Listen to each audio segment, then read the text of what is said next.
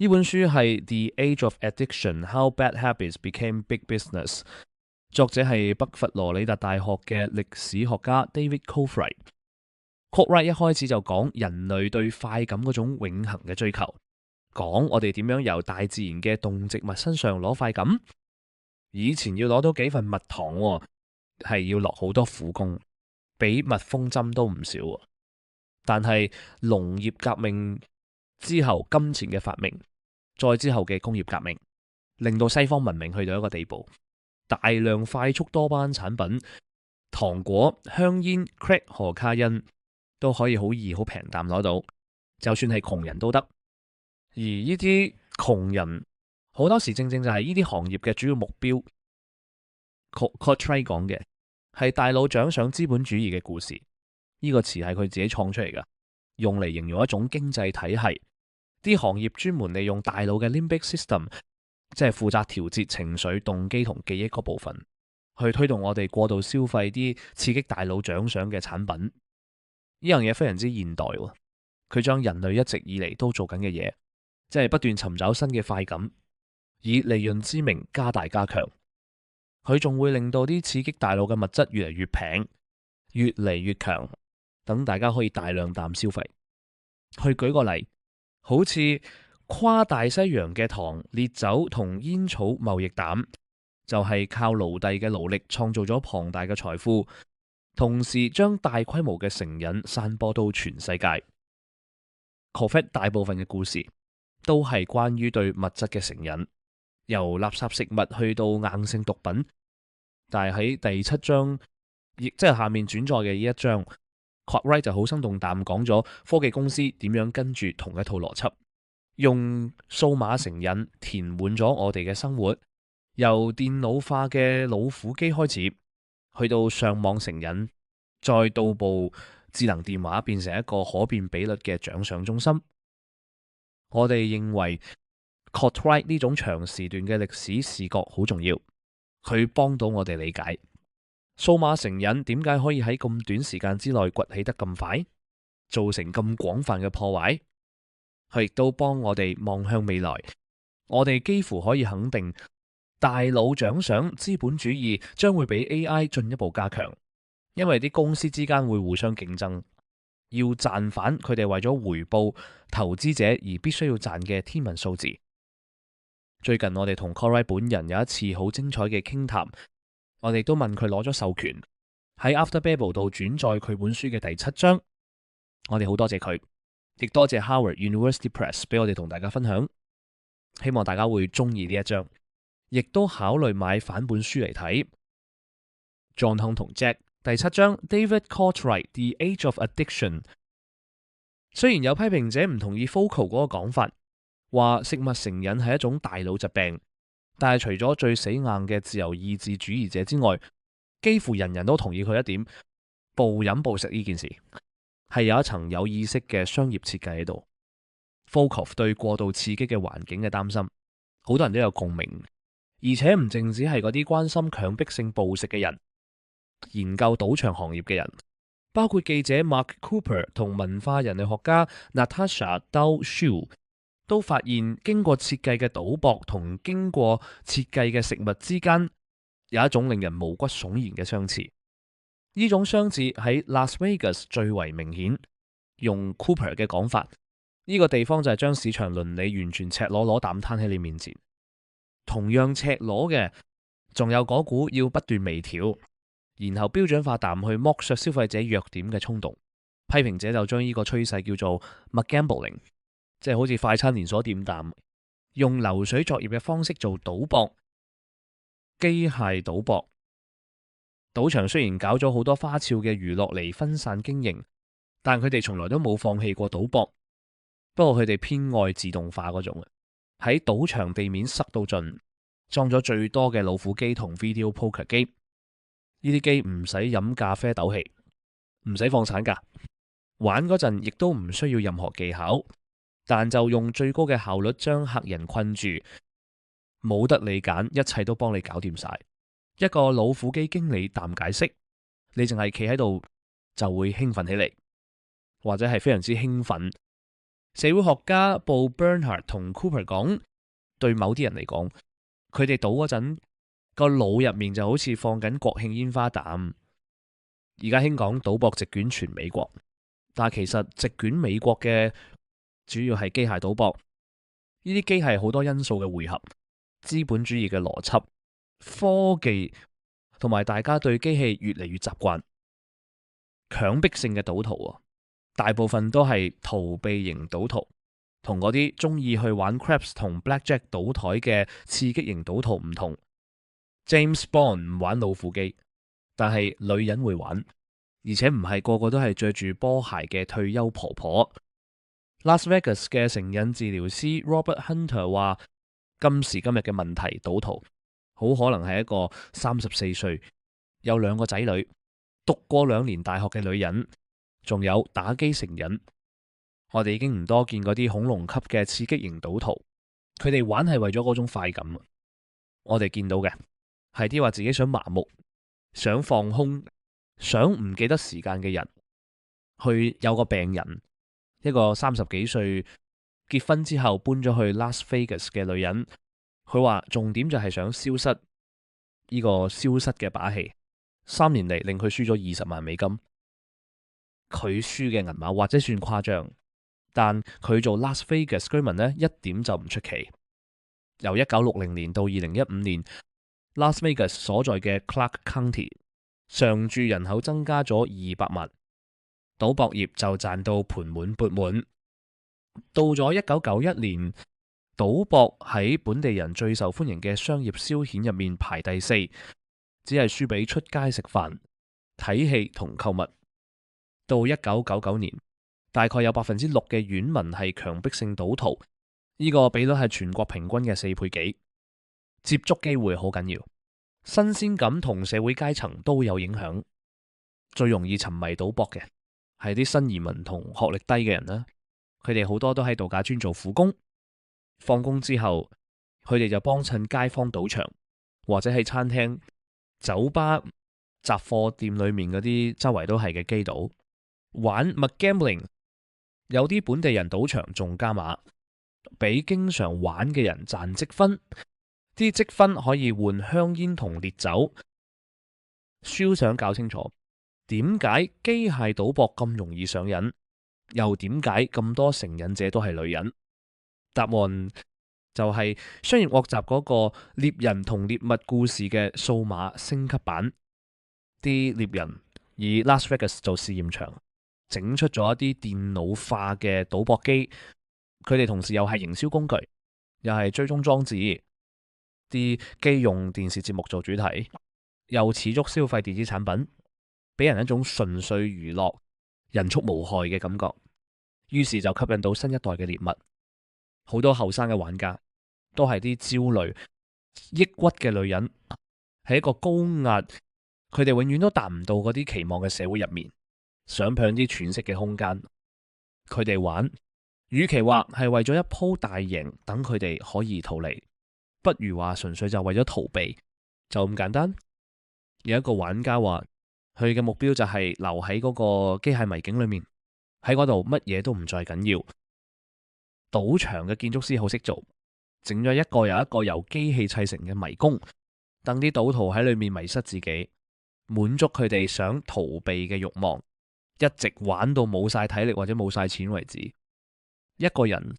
不停手又快速淡落住，會製造出一種好似入定咁嘅恍惚狀態，令到玩家完全感覺唔到焦慮、抑鬱同沉悶。數碼化嘅機械賭博就好似 Valium 咁可靠，而且仲快見效。經常玩 video poker 機嘅人，上癮嘅速度比起用其他方式賭博嘅人快3到4倍。佢哋玩得仲快，每3到4秒就過咗一手 video poker， 啲手指喺控制掣上面飛咁快。最強迫嗰啲玩家會完全入咗神，就算個胃喺度咕咕叫，個膀胱爆到都唔肯離開部機嘅。有一個退休消防員一坐低就玩14個鐘，佢話就算成間嘢燒晒，只要佢仲有賭博積分，佢都會留喺度。咪搞我喎，除非俾我連部機都一齊搬走，否則我唔走，我寧願俾啲煙焗死。至於設計遊戲嗰班人，佢哋明白成癮嘅風險，亦知道贏面有幾低，所以自己唔玩。有人問 Reno 嗰間 International Game Technology 嘅一個美術師，佢自己有冇玩？佢一臉唔可置信淡答：老虎機係輸家先玩下。公司裏面有個部門叫負責任賭博，嗰個總監話佢手下啲設計師根本冇諗成癮呢回事，佢哋諗嘅係點樣打低競爭對手。佢哋係一班有創意嘅人，想整啲機出嚟賺到最多錢啊！另外有啲人就坦白好多，一個遊戲開發者同 Shufu 講，靠捕獵啲老人家嘅心理弱點，我自己都唔覺得好受。我冇辦法坐喺度話，我淨係上嗰幾粒螺絲，淨係裝個彈頭啫。因為我好肯定，我做出嚟嘅產品喺世界某個角落已經摧毀咗人哋嘅人生。老虎機真係俾人武器化咗啦！呢件武器嘅威力喺1984年第一次顯露出嚟嗰陣，Las Vegas 嘅 Four Queens 賭場裝咗一批配備微處理器嘅虛擬轉輪老虎機，每部機可以產生嘅轉輪停格位置係傳統電動機械式嘅10倍，所以潛在嘅頭獎就更加大。當賭場啲員工比較新舊兩款機嘅表現，佢哋發現數碼化嘅老虎機零收入翻咗1倍。行業雜誌就將呢個好消息傳開去，跟住個20年，數碼化賭博席捲咗成個賭場行業，因為1成嘅賭徒就貢獻咗8成至9成嘅收入，所以任何可以令啲常客玩得更快、玩得更耐嘅嘢，都梗係會推高收入，人力成本亦都縮減咗。玩家身份卡同有條碼嘅現金券取代咗以前嗰啲推住硬幣車嘅找贖員，同埋喺鐵籠裏面賣一卷卷2毫半硬幣嘅出納員，就連雞尾酒履代認嘅工作都唔係完全安全。到咗2008年，Harrah's Entertainment 已經喺賭場大堂試行自動化酒吧，客人可以玩觸控螢幕遊戲、睇 YouTube， 仲可以係一日就自己設計同落單，整反杯個人化嘅飲品，好似度假村嘅建築膽。喺 Vegas 發生嘅嘢唔會留喺 Vegas。數碼化嘅機械賭博係一啲渴錢嘅國家迅速擴張，由北歐一路去到南非。設計師會因應當地嘅情況同傳統去調整。日本嗰啲事實上嘅賭場，柏青哥店都做咗數碼化嘅大改造，但係去到邊度策略都一樣，就係要建立同強化玩家嘅習慣。結果就係一條我哋好熟悉嘅光譜，由風險升高，慢慢滑向強迫同毀滅。到2012年，匈牙利呢個1000萬人口嘅國家，除咗賭場，連酒吧同小酒館都准許數碼賭博。結果估計有10萬個賭博成癮者，另外仲有50萬個常客面臨失控嘅危險。喺英國，投注店喺大街上面越開越多，最吸引嘅就係 FOBTs， 即係定賠率投注終端機，提供由輪盤到老虎機嘅各種虛擬遊戲。賭仔可以1分鐘之內燒掉500英鎊，單計嗰啲輸咗1000英鎊或以上嘅場次，Forbes 每年就帶嚟23億英鎊收入。有個職業撲克玩家就誤以為言淡寫到，不如索性將海洛英放喺芝士手推車度，擺喺藥房同巴士站中間賣啦。不過真正令數碼賭博變成全國性沉迷嘅係澳洲。到咗90年代尾，呢個國家平均每80個成年人就有一部 Pocky 老虎機。本地嘅會所、酒館，連埋酒店同賭場都裝咗呢啲機遇。10個澳洲人有8個賭錢，4個經常賭。賭場用會員卡引佢哋，提供獎賞同折扣，又有啲易用嘅扣賬卡，靜雞雞膽追蹤佢哋嘅習慣，套取關於嗰一小撮成癮者嘅營銷情報。因為呢班人就貢獻咗大部分收入。係一間澳洲賭場得2.3%嘅會員卡持有人，就佔咗老虎機收入嘅76%。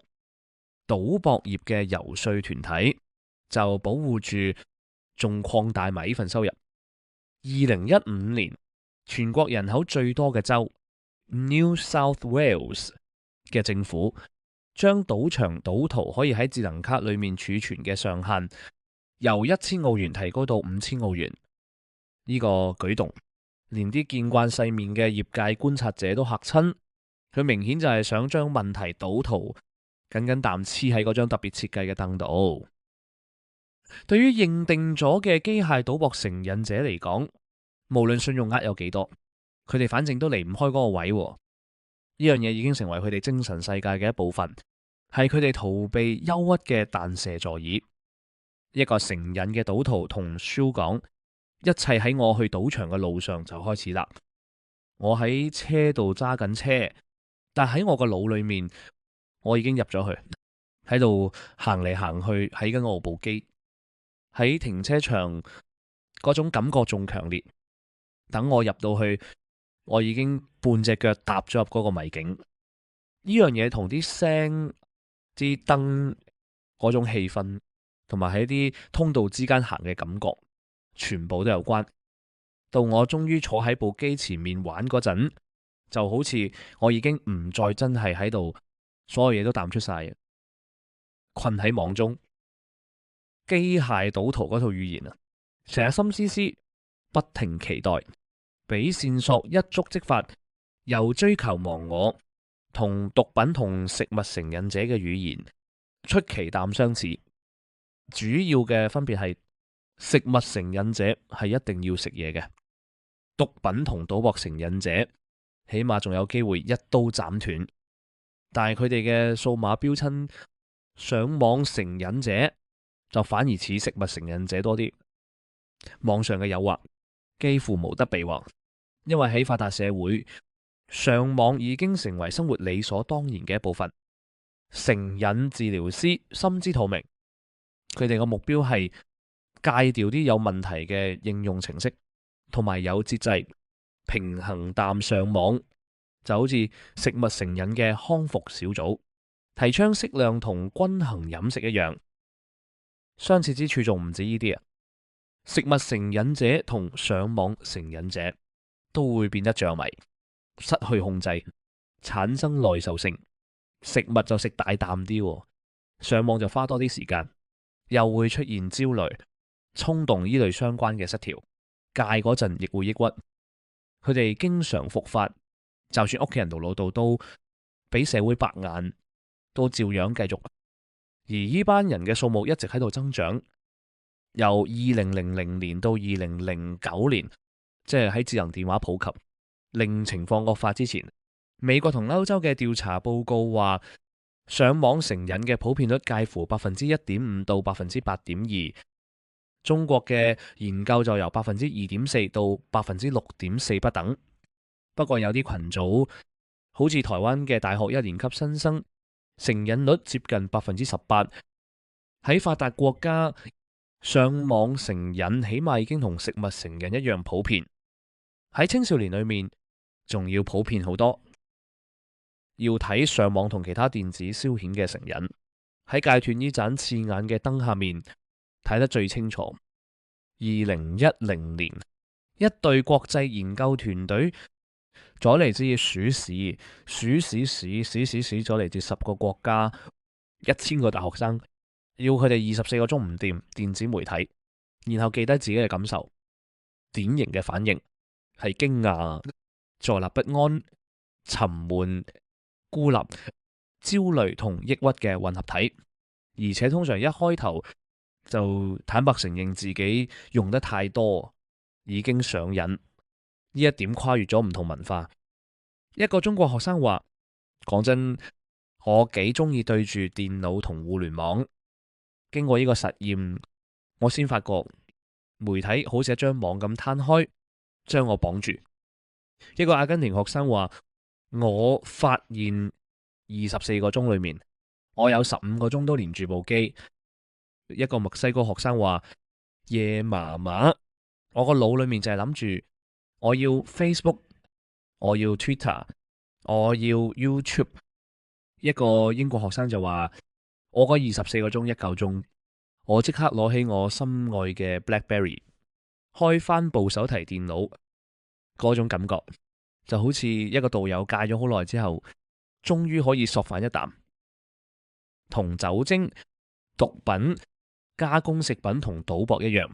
電子媒體嘅消費都符合興奮效應呢個原理，英文叫 hormesis。消費係沿住一條光譜分佈嘅，一端係偶爾有益嘅使用，用嚟解悶、提振士氣，即係數碼世界裏面嘅一個 coffee break。另一端就係沉重嘅逃避式嘅使用，傷害自己又傷害人。後面嗰種狀態應該叫做乜？臨床醫生各有講法，上網成癮、上網成癮症、網絡使用失調、病態網絡使用失調，或者完全係另一個名。不過佢哋都睇到一個共通點，用得最重嗰啲人已經變到極之偏好喺網上過娛樂生活，借此屏蔽現實生活，即係所謂 IRL 嘅煩惱。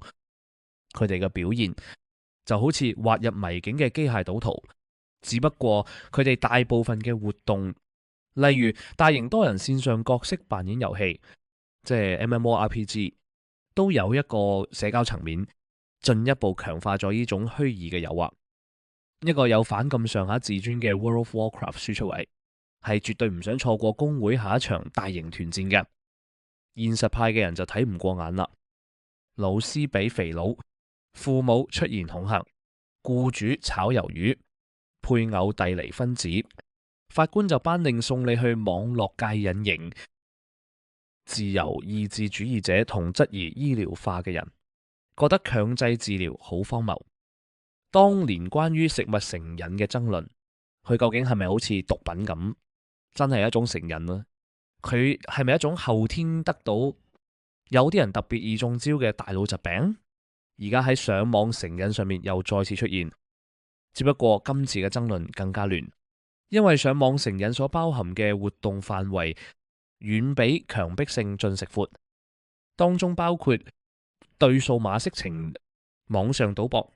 電子同角色扮演遊戲、成人幻想聊天室、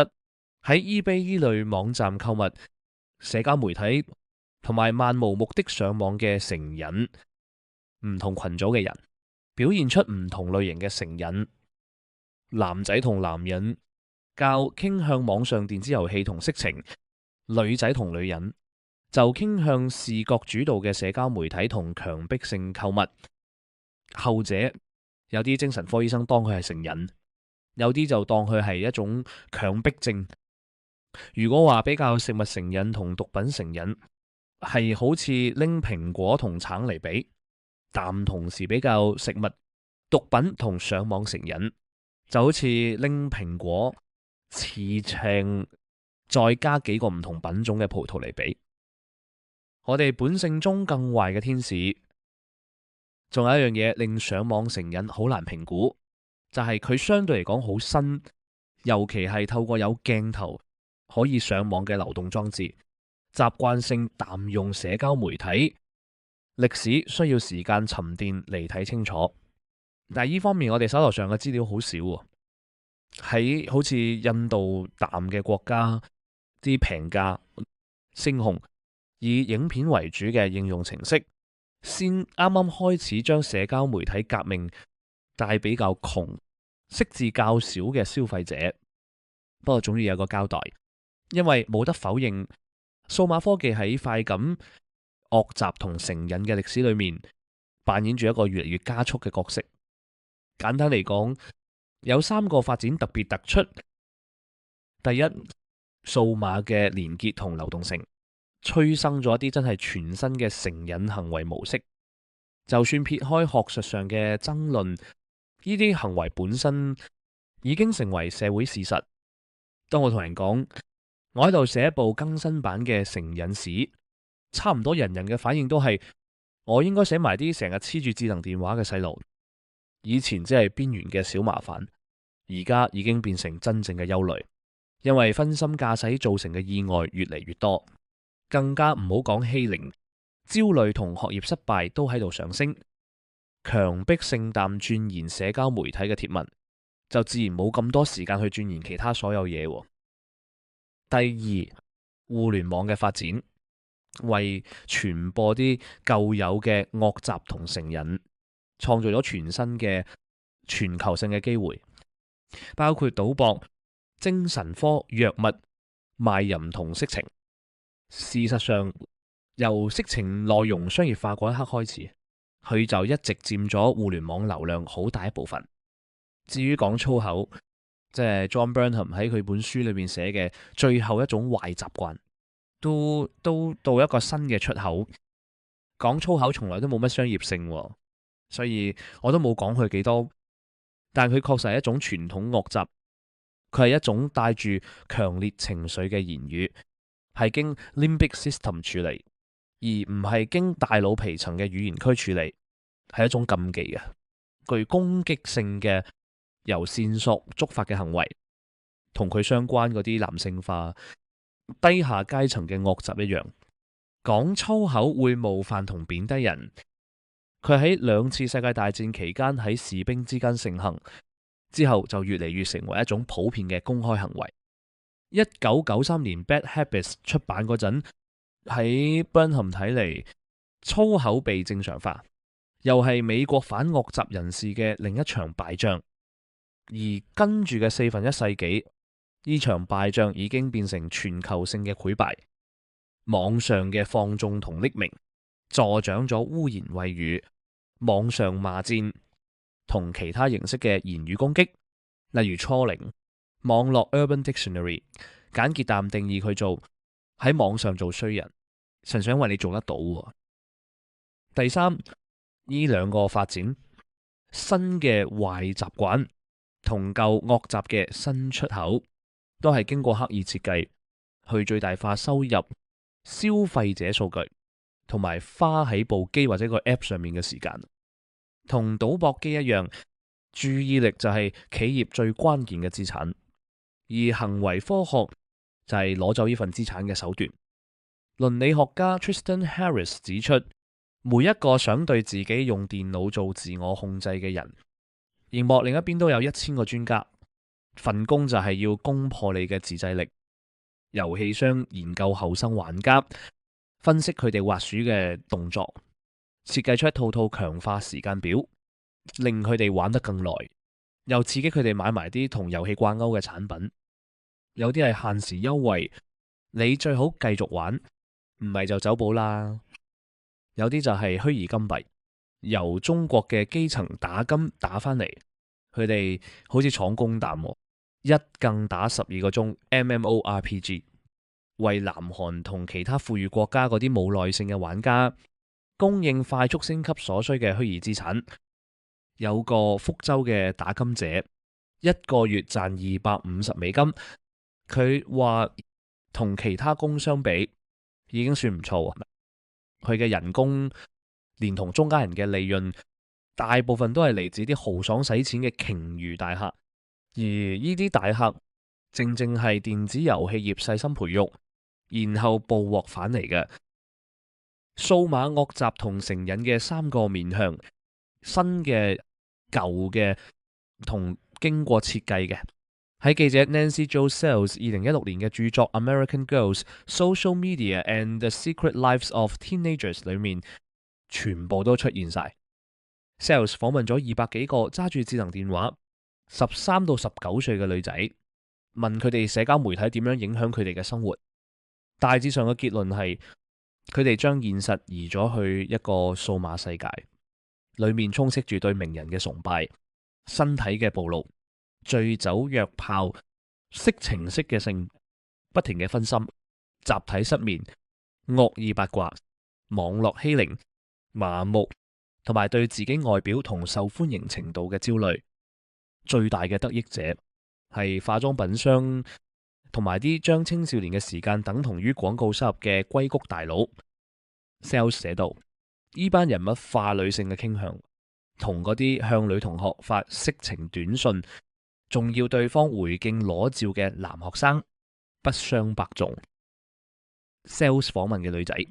主動承認自己對部電話、網上影片同社交媒體上癮，或者住咗魔，用得最重嗰啲，日日花9到11個鐘喺度。同其他成癮一樣，呢種強化有正面同負面兩個維度。每一個貼文或者相片嘅 like， 每一條被轉發嘅信息，都係一個隨時可能到嚟嘅細細粒精神頭獎。源源不絕嘅資訊，尤其係關於自己喺靚仔靚女排行榜裏面排第幾嘅資訊，係一種非常有力嘅獎賞。而接觸唔到呢啲資訊，就會帶嚟一種揮之不去、啃噬住你嘅焦慮。同網上好多嘢一樣，佢都有咗自己嘅名，叫 FOMO， 害怕錯過。對年紀大啲有性生活嘅女仔嚟講，頭號嘅恐懼就係錯過週末嗰個大派對，啲人會飲醉、約炮。一個叫 Madison 嘅 Boca Raton 高中生淡解釋，畢業班嘅心態係一齊瘋狂一鋪啦，我哋就快各散東西，去唔同嘅大學，以後可能都唔會再見，所以不如做埋佢啦。Salesman 呢個性嘅旋轉木馬同色情片有冇關係？佢哋全部都話有。啲男仔成日睇色情片，一個女仔話佢哋上堂都睇。你 send 短信問個男仔做緊乜，佢都話喺度睇緊色情片喎。有個女仔講，有次一個叫 Jennifer 嘅同學喺度做報告，幾個男仔竟然舉起部電話扮問問題，個畫面播緊色情片，搞到 Jennifer 完全冇辦法專心，真係好慘，我好替佢難過。佢哋個老師坐喺課室後面，乜都見唔到，點解唔話俾老師知？Salesman 啲女仔你眼望我眼，如果你督佢哋背脊，佢哋會一世都唔放過你。當 Salesman 另一組喺 Los Angeles 嘅女仔，如果社交媒體搞到佢哋咁慘，點解唔索性離開選？佢哋嘅答案係因為淡陽，我哋就會冇咗自己嘅人生。呢個係成癮者嘅經典答案。不過有個新轉折，喺戒斷症狀嘅清單裏面，焦慮同情緒低落，而家多咗一個新拍檔，對社交性死亡嘅恐懼。其他文化裏面嗰啲成日上網嘅細路，都發現自己同樣膽俾智能電話纏住。呢樣嘢係世上最黐身嘅黐身物。佢哋話佢哋諗都諗唔到，冇咗部機點過？部機就係佢哋嘅人生，唔見咗部機，佢哋會崩潰。佢哋要靠 app 嚟係自信，佢哋渴望影到完美嘅自拍，一切都圍住社交媒體轉。佢哋唔可以放棄網上嘅朋友同深夜嘅聊天，因為驚被排擠。同佢哋嘅美國同輩一樣，佢哋都跌咗入呢個終極嘅奢侈陷阱。呢個陷阱喺2007年之後變得更加陰險。嗰陣，智能電話同平板電腦攻佔咗消費電子市場，社交媒體亦都流動化。到2015年，92%嘅美國少女每日上網，24%幾乎係不停淡上。原因唔難理解，一部裝住個人化機殼嘅智能電話，睇落就好似青少年解放嘅極致。一部隨身嘅自動售賣機，裝滿晒令人心情變好嘅 app。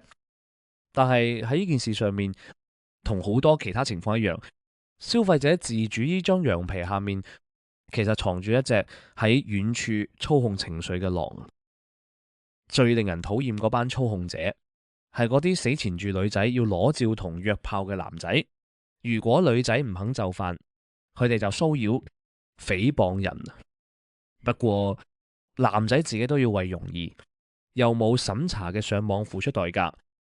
佢哋俾一種粗鄙嘅兄弟文化，同一個色情幻想嘅世界纏住，結果可以導致性功能障礙。有個常春藤名校嘅男學生同 sales 講，大學男生勃起有困難，原因就係睇太多色情片，對住網上色情片自毀，就好似一日飲10杯咖啡。相比之下，同一個真人，而唔係一個經過雕琢、專門用嚟觸發興奮線索嘅色情明星，嚟一場隨機而冇親密感嘅性，就好似淨係飲2杯咖啡，相比之下冇咁刺激。生物學上嘅加爾文主義，即係享樂終需要還，依條規律用喺網上色情，同用喺酒精同毒品一樣啱。清算已經嚟咗，表現喺啲約炮變成失望，甚至索性起唔到步，埋唔到位，就好似喺1個世紀之內，科技同性發生咗3次革命。第一次人工避孕，將性同生育分開咗；第二次數碼色情，將性同人與人之間嘅身體接觸分開咗；第三次網上嘅疏離同無人情味，將性同求愛以及求愛慣常嘅目標，即係婚姻分開咗。當性變到又平又快又隨時都有，仲使乜理咩空花、晚餐約會同訂婚戒指啊？呢度牽涉嘅唔止係傳統。自從 Norbert Elias 嘅開創性研究之後，歷史學家同社會科學家漸漸明白，學識同展現良好嘅禮儀，大大強化咗一種衝動控制嘅能力，而社會秩序正正就係建基喺呢種能力之上。Sales 訪問嗰啲女仔，唔使一個死咗嘅德國社會學家嚟教，都知道有啲嘢出咗錯啊。其中一個同佢講，如果呢班友當住我哋面講返佢哋喺網上對我哋講嘅嘢，我哋大概會一腳踢爆佢哋下面。有批評者話 Sales 喺度推銷女性主義議程，又忽略咗社交媒體其他用途，例如分享屋企消息，或者同社運人士建立聯繫。冇智能電話就冇阿拉伯之春，冇社交媒體就冇 Black Lives Matter。新嘅消費科技確實有去解放嘅一面。心理學家 Steven Pinker 喺佢探討暴力同不容忍喺歷史上衰退嘅巨著2011年嘅《The Better Angels of Our Nature》裏面提出，自1960年代以嚟，人權同動物權利革命嘅加速係消費電子革命嘅副產品。集成電路上面嘅電晶體每年翻1倍，等於比啟蒙時代嗰個文人共和國打咗類固醇。佢連結起識字嘅大眾，又將科學同人道革命嘅方法同理想廣傳開去。喺維基百科面前，啲有害嘅信念越嚟越難生存。話某啲種族天生係罪犯，話女人享受被強姦，話打仔係必須嘅，話動物嘅痛苦喺道德上無關痛癢。呢啲偏見而家距離被踢爆只係有一滑鼠咁遠。套用伏爾泰嘅講法，有啲人想令我哋相信荒謬嘅嘢，從而令我哋犯下暴行。對呢班人嚟講，互聯網就係壞消息。呢個理論講得通，不過唔係滴水不漏。嗰個罵戰共和國同佢成軍嘅機械人大軍，都同樣咁叻，將荒謬同辱罵填滿網絡空間。睇下啲留言串同 Twitter 動態就知。而誘惑者共和國亦都冇閒住。90年代中，互聯網呢個 Jekyll， 佢一開始只係一個學術電郵同檔案分享網絡，變出咗第二個好似 Hi 嘅人格，一個全球性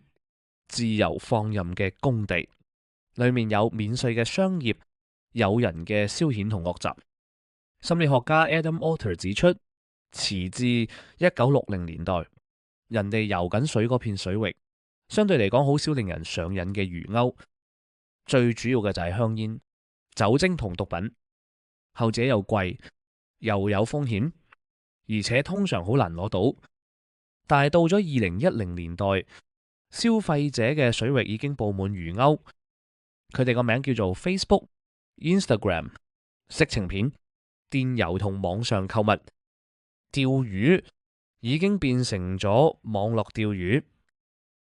Elta 漏咗講食物成癮啊，呢個現實中嘅現象都有佢嘅網上觸發點，例如食播 mukbang 同快餐外賣 app。不過加埋強迫性暴食同佢嘅數碼提示，只會令呢個論點更加成立。喺21世紀初，正正就係 Pinker 認定為身體暴力統計上下降、權力不斷擴張嘅黃金時代。人哋面對嘅引誘佢哋染上有害習慣嘅東西，無論數量定設計嘅狡猾程度，都係歷史上任何時刻所未見嘅。雖然唔同國家受嘅傷害唔同，但全球嘅格局好清晰。喺2014年嘅世界，一個普通成年人死於戰爭或者兇殺嘅機會，比起死於同壞健康習慣有關嘅狀況低30倍。呢啲狀況包括我哋熟悉嘅殺手，例如吸煙、飲酒、吸毒同冇保護嘅婚外性行為，亦包括啲相對新嘅，例如暴食、高鹽高糖嘅飲食、科技懶人病同分心駕駛。就好似我哋本性中最壞嘅天使同最好嘅天使喺同一刻一齊現身。就算 Pinker 講電子通訊有平息暴力、促進人道嘅效果係啱，同一場底層嘅科技革命都喺帶嚟巨大機遇嘅同時，帶埋嚴重嘅風險。隨住數碼魚鈎越嚟越多，佢哋都越嚟越鋒利。2006年9月，Facebook 都只係另一個好玩嘅網站，一樣新奇換人，任何夠13歲有個有效電郵地址嘅人都可以玩。10年之後，佢已經變成一種注魔，每日活躍用戶超過10億，霸佔咗全球網民差唔多40%嘅注意力，仲成為咗全世界市值第5高嘅企業嘅基礎。呢啲全部都唔係偶然，同食物工程師一樣。社交媒體平台同電子遊戲嘅設計師都係靠快感嗰套傳統嘅組合藝術，分別只係佢哋唔係用糖、鹽同脂肪，而係喺一張心理成分嘅餐牌上面揀料。呢6大係啲恰好喺用戶觸手可及之外嘅誘人目標，無法預測但又刺激嘅回饋，一種逐步進展、得來不易嘅掌握感，逐漸變得更有挑戰嘅任務或者關卡，逼你去化解嘅張力，以及同志同道合嘅用戶之間嘅社交連結。業內人士將呢個社交層面叫做部落嘅獎賞。不過部落都會懲罰你，你一定要追得上虛擬世界嗰班街坊。Ryan Van Clief 解釋，佢係個英文教授，因為一個禮拜玩60個鐘 World of Warcraft，結果喺 Clemson 大學掉咗份工。當佢最終為咗唔好失去屋企人而戒手嗰陣，佢出現咗大汗淋漓、作嘔同頭痛嘅階段反應。一件產品唔一定要係遊戲，都可以有遊戲般嘅效果。Instagram 呢個相片分享 App 由2010年嘅100萬用戶暴增到2017年嘅7億，就係可變強化嘅教科書級例子。有啲貼文石沉大海，有啲就收到一大堆 like。用戶為咗追威力，就不停彈出相，又不停彈翻去個 app 撐朋友。Instagram 簡單、快捷又通行全球，因為佢係視覺主導，連結住 Twitter 同 Facebook， 而且唔需要識任何語言。而佢呢，真係幾上癮。我朝早起身，個心跳到好似要彈出個胸口。一個用戶話：我多咗幾多個新粉絲，我甩咗幾多個人，我今日要出啲乜？應用心理學家、前電子遊戲設計師 Neil Angel 形容 Instagram 係一件精心設計、令人習慣成癮嘅產品，被釋放。佢用呢個字，到啲將佢納入每日生活嘅消費者身上。佢哋之所以咁做，係因為 Instagram 同類似嘅 App 會利用啲細細嘅壓力源，例如沉悶、挫敗或者 FOMO，將佢哋變成內在嘅觸發點，引出一個近乎即時，而且通常係不經大腦嘅動作，去平息嗰種負面嘅感覺。成功嘅產品設計師識得將心理學同科技結合，去鬧中你呢啲恨住，建立起正面聯想嘅紐帶同根深蒂固嘅習慣，對佢哋盤數好有利。呢盤數有幾掂？喺2012年就睇得出，嗰陣 Facebook 用10億美金收購咗仲未夠2歲嘅 Instagram。事實證明，呢筆投資抵到爛。Facebook 上面大部分嘅活動都係睇人哋啲相，而 Instagram 就最啱攞嚟投放精準廣告。食家影佢哋嘅3星大餐，玩拼布嘅影拼布聚會，滑雪嘅影佢哋至愛嘅度假村。科技達人 Robert Scoble 同 Forbes 講起呢啲用戶偏好嘅資訊，就話呢啲數據抵好多好多錢。到2013年 Instagram 加咗影片功能，佢就更加值錢。Facebook 等於有咗一扇窗，望入啲影相迷嘅靈魂，仲望埋佢哋嘅惡習。當佢哋破壞規矩，用啲好難偵測嘅阿拉伯文 hashtag 分享非法毒品廣告同色情影片嗰陣，究竟係啲禁忌嘅內容吸引用戶上網同上社交媒體，定係嗰啲舒緩壓力嘅資訊小劑量快感，定兩者皆是？無論點，批評者開始察覺到重度使用嘅惡果。除咗分心駕駛同分心行路造成嘅創傷之外，呢啲惡果好少係急性嘅，亦冇一樣似酒精或者毒品咁有毒性。上網成癮者唔會服食過量，佢哋嘅重度使用反而係一種慢性毒藥，累積落嚟嘅代價係認知上同道德上嘅。最主要嘅危險，尤其係智能電話，就係令你不斷分心，離開面對面嘅交談、睡眠、駕駛、學習、反思、練習同工作呢樣嘢，轉化成你好難達到或者維持親密關係、健康、安全、知識、創意、專業同埋對社會有建設性嘅心流狀態。同賭博機一樣，社交媒體同其他數碼消遣都係透過虛擬捷徑提供一種替代嘅心流，而呢個代價就係你嘅金錢、時間，連同現實生活裏面減少咗嘅成就、滿足感，以及你對未經電子修飾嘅生活本身嘅容忍度。一個參加咗戒斷實驗嘅墨西哥學生寫道，發現自己原來長期處於分心狀態，真係一個唔愉快嘅驚喜。就好似我嘅現實生活同虛擬生活並存喺唔同嘅平面，但佔住同等嘅時間，又或者係不等嘅時間，因為一日就得咁多個鐘。Facebook 一直都係我工作上遇過最大嘅分心。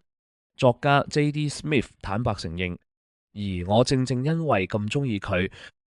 由於佢嘅文學事業岌岌可危，佢2個月之後就斬斷咗呢段業緣。佢咁做係明智嘅。小說家 Jonathan Franzen 寫 The Corrections 部分章節嗰陣，會戴住眼罩同耳塞。佢懷疑一個連住互聯網工作嘅人，究竟有冇能力寫到好嘅小說？教授就懷疑裝備咗呢啲嘢嘅學生，仲撐唔撐得起原創嘅論證？而呢個憂慮亦俾研究證實咗社交媒體嘅使用同成績成反比。心理學家仲發現，就算只係一部已經調咗靜音嘅智能電話放喺附近，都會削弱你嘅認知能力。對習慣性用家尤其明顯。無論係亮起定震動，呢啲裝置都一定會分散你嘅注意力。任何形式嘅恆常上網都一樣。呢個狀況有咗個名，叫 Time Suck 啊，即係時間黑洞。Urban Dictionary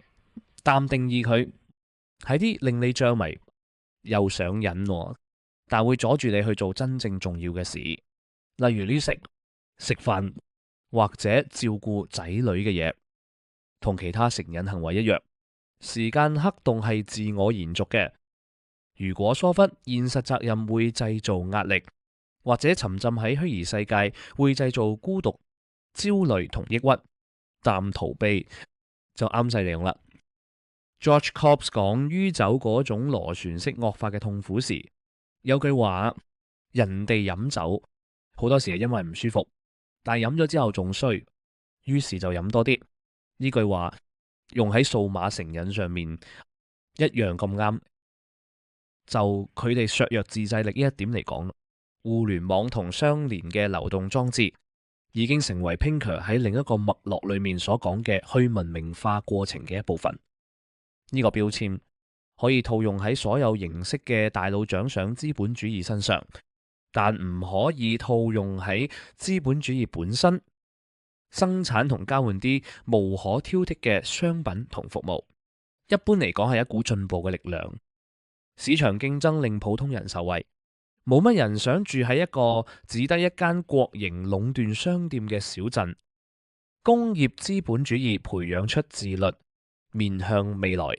同有效率淡管理時間呢啲特質，而資本主義所產生嘅財富資助咗公共衛生、安全同教育嘅制度，令人可以過得更健康、更安全、更理性。呢啲條件 Pinker 將佢同暴力同殘忍嘅長期下降聯繫埋一齊。然而，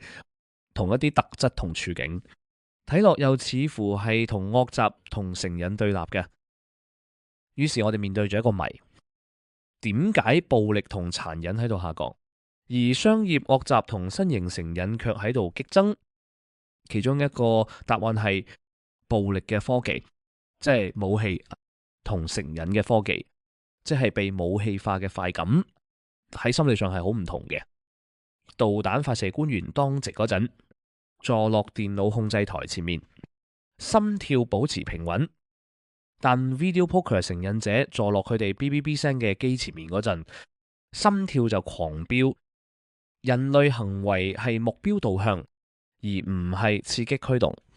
Pinker 寫道，而對暴力嘅發生率影響最大嘅係一個人想唔想另一個人死。其實行為既係目標導向，亦係刺激驅動。不過佢個觀點仍然成立。科技令武器殺傷力大增，但呢種殺傷力並冇轉化成持續更高嘅暴力死亡率，因為其他歷史發展令到人哋越嚟越唔願意互相殘殺。呢啲發展等於一張現代性嘅清單，由法治之下嘅人身安全到互惠互利貿易嘅擴張。Pinker 將貿易叫做溫和商業，佢嘅盟友 Robert Wright 就叫佢做非零和遊戲。Wright 講：如果你問我點解唔贊成轟炸日本，我話因為佢哋整咗我架車。呢句我都只係講笑一半。當你覺得另一個人嘅福祉同你嘅福祉正相關，你就更願意放佢一馬。但係如果嗰個貿易夥伴整嘅唔係汽車，而係垃圾食物或者令人上癮嘅毒品同 App 呢？大腦獎賞資本主義就係資本主義嘅邪惡孖生兄弟。佢係刺激主導，並唔溫和，而且係零和嘅。佢透過買賣啲有問題嘅產品，例如色情同香煙，又或者好似食物同電話啖，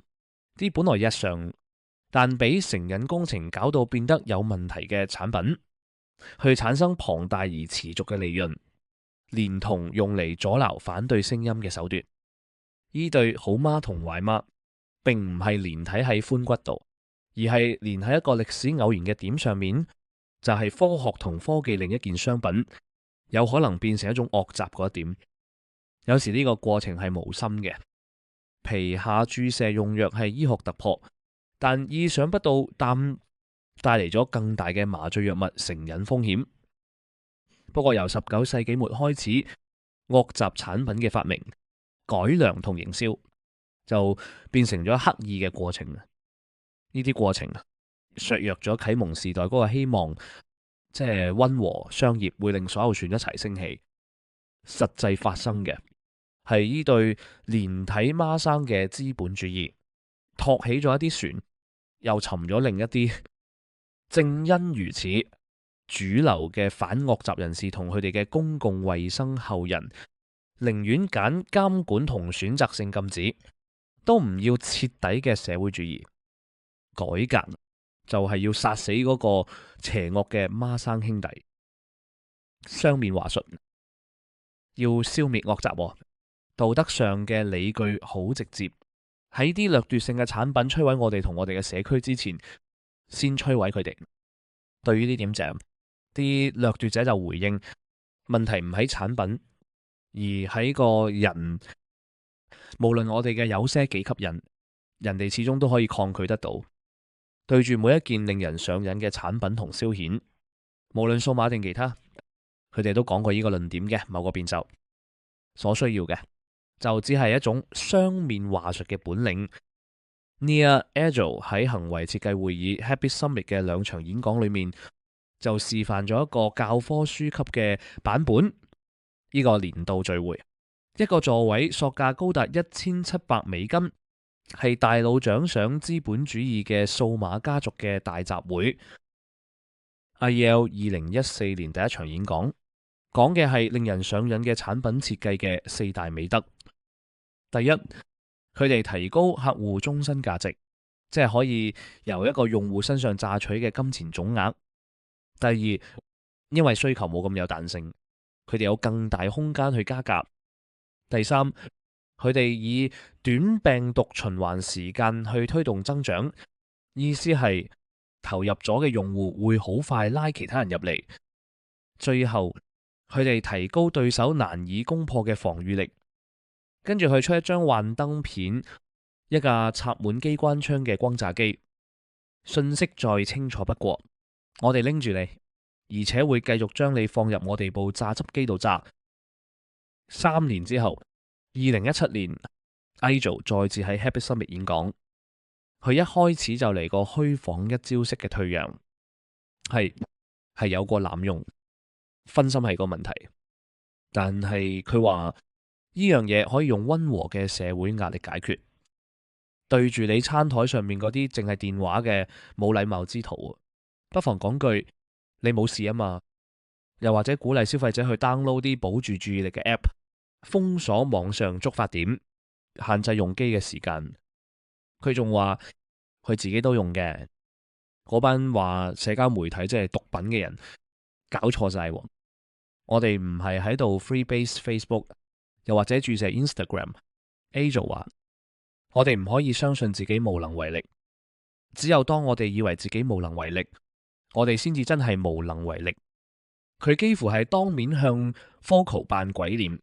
捽一張麵包店嘅幻燈片，啲架子上面堆滿碳水化合物，就好似我哋唔會怪個麵包師整啲咁好食嘅嘢一樣。我哋亦唔可以怪科技商將佢哋嘅產品整到咁好，好到我哋想用。佢話科技公司梗係會咁做啦，而且講真，難道我哋想佢哋唔敢做咩？深圳嘅騰訊，中國一間領先嘅互聯網服務供應商嘅管理層都認同呢種講法。2016年，呢間公司報告經營溢利上升咗38%，而年報就將網上遊戲列為一個重要嘅增長引擎。呢啲收益係透過數據挖掘得嚟嘅，用嚟微調現有遊戲嘅表現，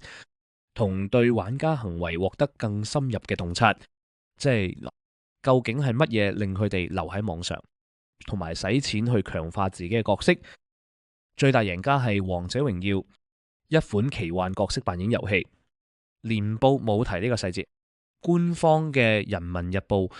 譴責佢係毒藥同毒品。騰訊嘅管理層冇去爭拗呢個類比，反而將佢順勢借用，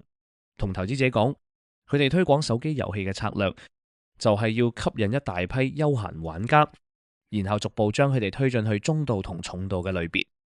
至於好似 League of Legends 但已經係重度嘅玩家，就可以用啲靠數據挖掘所得嘅洞察整出嚟嘅吸引人嘅新內容去安撫。有啲業內人士開始頂唔順嗰套委婉同含糊其辭。2017年 Lauren Britta 去發明咗下拉刷新嘅機制，等 Twitter 同其他 App 嘅用戶可以喺觸控熒幕向下一掃就更新動態，話佢後悔自己呢個發明，佢叫佢做令人上癮，係老虎機上面嗰條拉杆，寫咗讚好按鈕原型嘅 Justin Rosenstein 就希望自己當初冇將啲偽快感嘅清脆叮聲賜俾呢個分心嘅世界。Facebook 前用戶增長副總裁 Chamath Palihapitiya 就好憎我哋創造出嚟嗰啲短期多巴胺驅動嘅回饋循環，正喺度摧毀緊社會嘅運作。冇咗文明嘅對話，冇咗合作，剩低假資訊，剩低謊言。佢強調呢個唔係美國嘅問題，係全球嘅問題，而且仲要好頑固。捕捉同變現眼球已經變成一場令人無法抗拒嘅遊戲。無論有冇悔意，硅谷嘅精英都好提防自己屋企人嘅眼球。我哋喺屋企會限制仔女用幾多科技產品。Apple 嘅 Steve Jobs 同一個一臉唔信嘅記者講，個記者本來諗住佢張飯台會鋪滿 iPad， 差好遠喎。Jobs 話佢想啲仔女喺家庭飯局上面傾書同歷史。Wired 前主編 Chris Anderson 嘅5個仔女都投訴父母嗰啲拒絕科技嘅規矩，但係因為我哋親眼見過科技嘅危險。Anderson 同一個記者講，我喺自己身上見過，我唔想喺我啲仔女身上見到。Palihapitiya 就更加露骨，佢自己唔掂嗰啲垃圾嘢，亦唔會俾啲仔女掂。其他科技高層同工程師就用設時間限制，唔到14、15歲唔俾佢哋用電話，同埋永遠唔准房間有熒幕嚟應對。佢哋仲將呢套低科技嘅規矩延伸到屋企以外，將仔女送入啲禁用 iPhone、iPad 啦，甚至連普通手提電腦都禁嘅預備學校。冇人會懷疑，無論喺功能上定美學上， iPhone 同 iPad 都係非凡嘅科技成就。但係當年運鴉片去中國嗰啲快速帆船都一樣係非凡嘅成就。創意同寄生，輝煌同虛偽，好似一條條鮮明而交纏嘅絲線，貫穿住大腦獎賞資本主義嘅歷史。嗰啲數緊錢嘅人明白呢個現實，佢哋處理呢種難睇嘅矛盾嘅方法，同我哋大部分人一樣，就係分隔處理，各歸各上。喺呢方面嘅冠軍係 Martin Stern， 構思出高層賭場巨型度假村嘅建築師。1969年某一日， Stern 揸緊車去佢嘅 Las Vegas 原型作品 International Hotel， 埋緊一個十字路口嗰陣，佢抬頭凝望自己嘅作品，完全冇為意就嚟衝嘅紅燈。佢睇到入晒神，呢座樓正一靚到爆。佢同佢嚇咗一跳嘅後生仔講，呢座樓真係靚到爆。佢確實靚喎，而且之後會喺全世界俾人抄。但係 Stern 唯獨唔欣賞嘅就係佢座樓嘅主要賣點賭博。佢覺得自己精心鋪排嗰啲賭台遊戲同老虎機係俾遊客同輸家玩嘅蠢消遣，而佢兩樣都唔係後空間嘅地下世界。雖然 Stern 嗰個閃閃發亮嘅捕鼠器有3個物理維度，但佢同時運作喺時間嘅第4個維度入面。更準確咁講，係喺夜晚，歷史學家同社會學家將夜晚諗成一條時間上嘅邊疆，而佢嘅開拓殖民係靠人工照明、電氣化同汽車先得以實現。維多利亞時代嗰啲流連酒吧嘅人同妓女，就係早期嘅夜晚開拓者。佢哋利用煤氣燈同電燈擴大咗自己嘅活動範圍。戰後嘅日本，賭徒、酒吧同夜總會嘅員工就靠安非他命呢類提神藥延長夜晚。Stern 行咗合乎邏輯嘅下一步，創造出一座自成一體、有冷氣、有停車場，而且不眠不休嘅享樂宮殿。喺裏面日夜就好似牆上嘅時鐘咁無關痛癢，而啲時鐘正正係刻意慳走嘅，為咗令賭徒迷失喺賭局裏面，班老鼠始終都要去到 stand 嗰個芝士度啊！正因如此，交通嘅速度同價錢對 Las Vegas 同其他享樂勝地嚟講先至咁緊要啊！喺1950年代，由芝加哥揸車去 Las Vegas 要2日6餐飯加1晚汽車旅館錢，一張$75嘅 TWA Constellation 遊客機票就將呢程縮短到5個鐘，仲剩返大把時間，夠你玩足一晚。跟住嘅30年大型慳油嘅噴射機同放寬咗嘅票價，令遊客量大幅上升。1958年，每日大約有60班商業航班降落 Las Vegas， 到1988年就遠遠超過500班。由此可見，喺互聯網之前，快感、惡習同成癮嘅歷史，大致上係一部空間同時間擴張嘅歷史。有啲地方起初係啲偏遠嘅地方，人哋喺嗰度發現種植、加工、調配同買賣啲食物兼藥物，直到最後啲精神科商品嘅供應鏈橫跨全球。又有啲城市區域，好似哈爾濱嘅大觀園，人哋喺嗰度尋求或者容忍商業惡習，而以成癮為核心嘅次文化就喺嗰度扎根。仲有啲深夜時分，當街燈一閃一閃淡住氣之後，啲搽到面紅紅嘅流鶯就由陰影裏面行出嚟兜客。反惡習嘅人士將把呢啲領域縮到最細，當成自己嘅使命。佢哋贏過幾場仗，但係儘管佢哋持續打擊非法吸毒同香煙，佢哋喺壓制同邊緣化商業惡習嘅大戰裏面卻輸咗。到咗90年代，你只要扭開有線電視，喺本地影碟鋪嘅貨架之間行一轉，或者望一望嗰個雜誌架，就會明白喺呢場運動嘅搖籃，嗰啲新教國家反惡習運動已經被打到反唔到身。互聯網就送上致命嘅一拳，將反惡習運動轟出擂台，跌落觀眾席第3行某個位度。嗰套限制性嘅策略係建基喺實體供應嘅咽喉位，打開你個車尾箱，人手關卡俾我睇你身份證，以及對空間同時間嘅監管。學校附近唔准賣廣告，夜晚過咗鐘唔准賣。面對住一種運作係全球連結、後空間環境嘅虛擬第5維度嘅科技，呢套策略幾乎冇得贏。反惡習運動計唔到數，但係數碼商業就計到，而且係以一啲徹底改變咗惡習嘅可得性、負擔能力、匿名性同廣告方式嘅手法去計。最明顯嘅例子就係性。喺互聯網之前，細路關於性嘅非正式教育嚟自同輩同媒體，正式教育嚟自老師同父母。互聯網之後，細路只要喺搜尋器幾個字就得。有人分析過，2007年年尾美國頭1000個點樣搜尋，發現17.3%同性有關，連頭10名裏面都佔咗4個。嗰4條問題嘅措辭：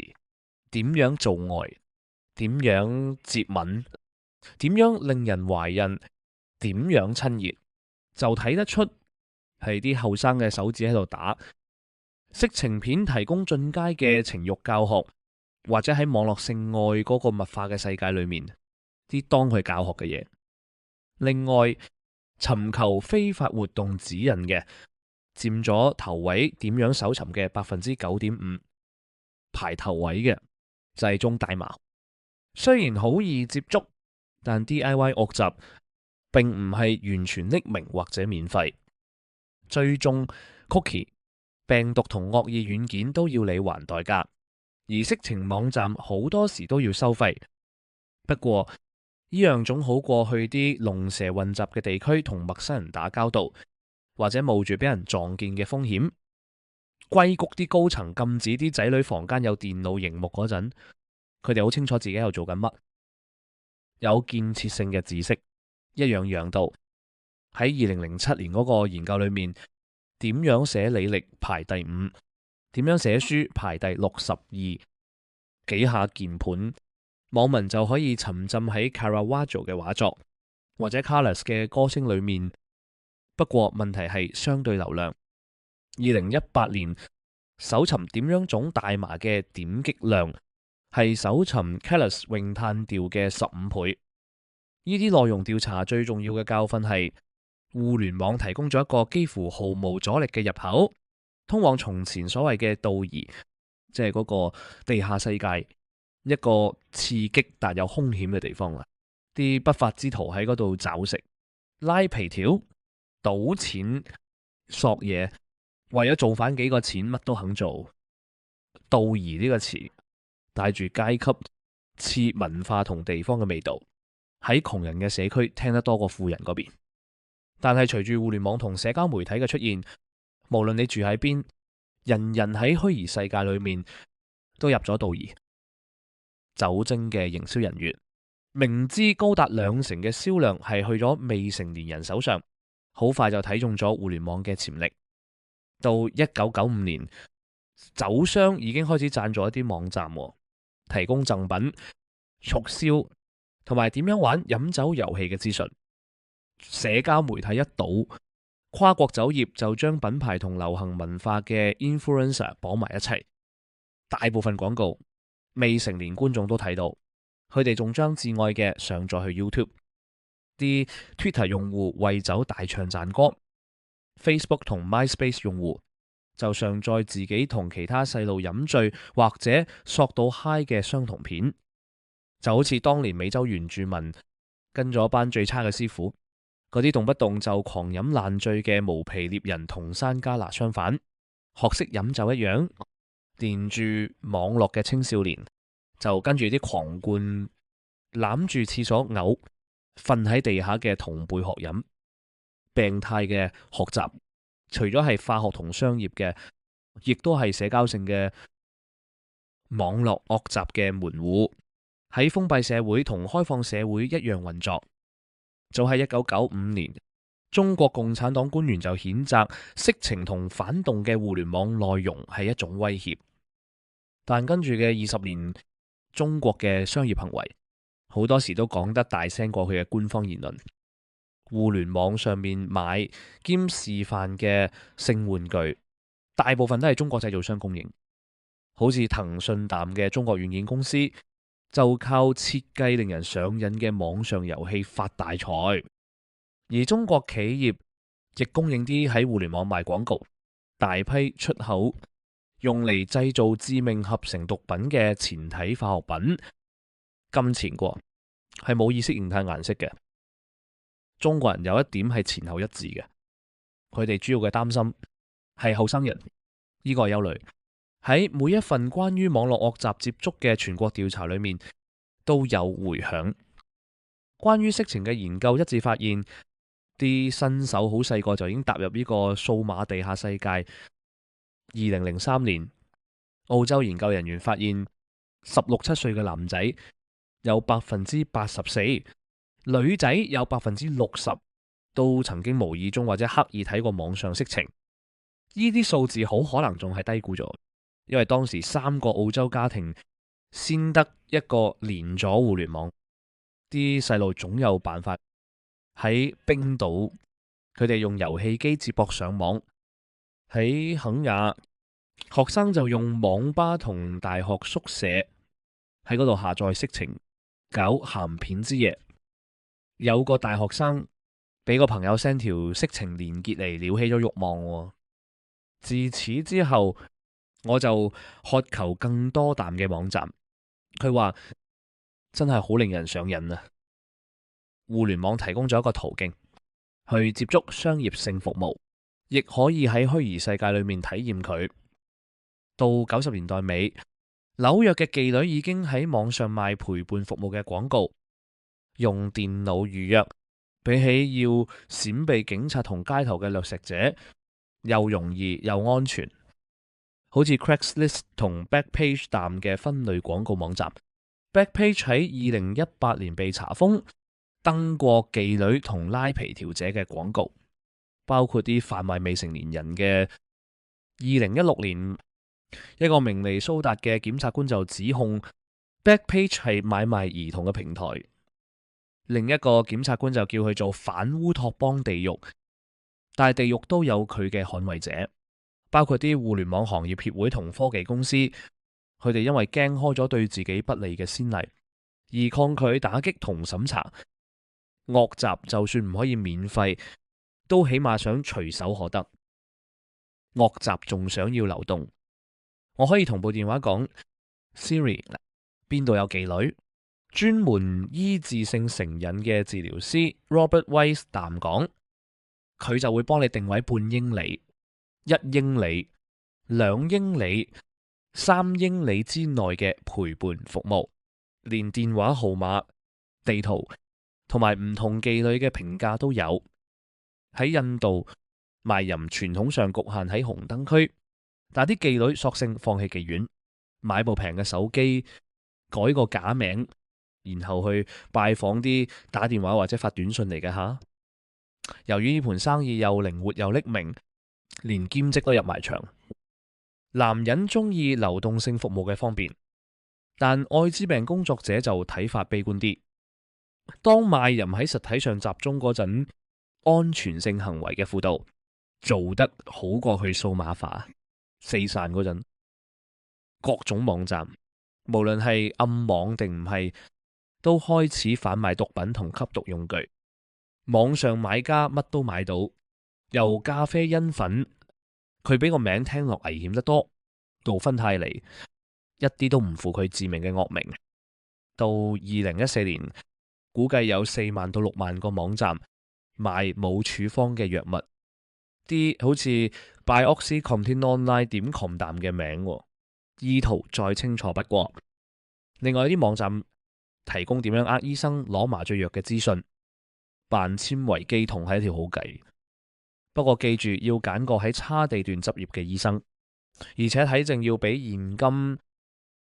啲靚絕嘅毒品網址使用權，叫價極高。2011年，大麻企業家 Justin Hartfield 用咗420萬美金買 Marijuana.com。佢盤算，當啲政府唔再辦要醫療處方先用得大麻嗰陣，佢就可以跳過本地嘅大麻鋪，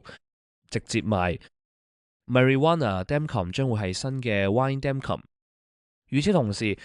啲擔心藥物篩查測試嘅男性客人都有救星喎。佢哋可以訂購一個叫 Screeny Weenie 嘅嘢，一個連住一袋合成尿液嘅假陰莖，可以綁上身，一揸就射出一道乾淨嘅尿。製造商仲提供割包皮同冇割兩款，仲有多種膚色喎。毒品用品店提供補充裝，佢哋網上落單同樣重要嘅係關於毒品嘅資訊，食幾多劑量，點樣注射，點樣自己製造，數碼嘅知識同技術幫手改變咗歐洲同北美嘅大麻市場。靠住喺互聯網攞到嘅資訊、種子同專門器材，本地嘅種植者開始種啲高效力嘅大麻品種，例如 Sinsemilla 同 Netherweed 高 THC 嘅本地大麻同傳統嘅貨，例如摩洛哥大麻枝或者商業級嘅墨西哥大麻，競爭得有聲有色，仲經常取代咗佢哋。連正當嘅苗圃同五金鋪都分一杯羹，賣種植介質、育苗盤、高強度照明、發電機、風扇同抽濕機，俾人室內種植。啲最大型、最精密嘅經營，仲加埋電腦同其他自動化設備，幫種植者免去監察嘅所務，又慳人力成本。種大麻變到同其他所有嘢一樣咁理性化，咁數碼化、自動化嘅大麻種植，亦都可以解讀成一個反烏托邦嘅預兆。啲未來學家連同一個由歷史學家轉行做未來學家嘅 Yuval Noah Harari 都主張近年最大嘅故事就係意識同智能嘅脫鈎，笨拙嘅人腦已經追唔上數碼演算法。隨住資訊處理能力不斷翻倍，呢個差距越拉越闊，智人注定要去演化嘅廢料堆，人類將會被智能機器取代，而呢啲機器或者話呢啲佢哋會打發走佢哋大部分，甚至全部喺經濟上已經無用嘅前輩。我哋面對嘅係一場被設計出嚟嘅滅絕，呢個前景應該引起我哋懷疑。圖書館嘅書架同影碟箱裏面堆滿咗從來冇成真嘅反烏托邦。不過數碼成癮呢段短短嘅歷史提示我哋，數碼裝置仲有第啲方式可以寄生喺佢哋嘅創造者身上。佢哋唔單止叻於處理數據，仲叻於識別、預測同操控人類嘅感受。喂